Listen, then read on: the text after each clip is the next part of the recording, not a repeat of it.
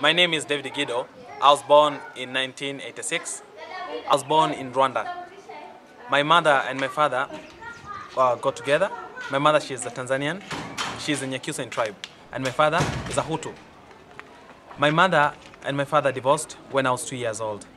My mother took me in a place called Mbeya. It's northern part of Tanzania, and whereby I stayed with my grandfather when I was young. Then later, my dad wanted us to get educated, so he came and took me up and took me straight to Nairobi, whereby I joined a school there, which was in a boarding school. Then my mother, because she was not studied, she got married again to another man who had more than 3 wives, and she never introduced me in that family, so I had no family in that part. Then my father was involved in he was killed in he was involved in the cases of Rwanda, and some people tracked him and shot him to death.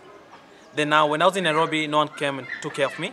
Then I was just there at school, and I stayed. When I was in standard 7, no one could come and pick me up at school, and I became the part of school.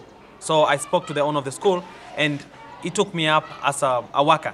So when my friends were, my colleagues were going for a leave, then I had to stay at school and work in order for me to be able to live there and be educated.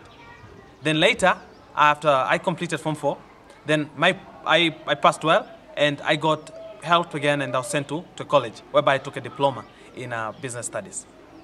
Then, due to my family, my background, my story, and with the way I experienced life, I decided to start up a school, whereby I wanted people who are living in hardship, they could join me up, and we could be together as a family.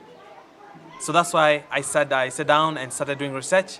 Then I got in Ngaranumbe and started MDF, which means Make a Different Foundation, whereby most of the people who succeed in life or think that they got education, they don't think about their backgrounds. They just move on, they get work, they get employed, and they live good and forget about the past. But I did remember there are the people who are also facing the same difficulties. Maybe some of them don't have parents, some are orphans, and some actually lost their parents in HIV and so on. I decided to join them and make us a family in order for us to help each other and to make them a better future.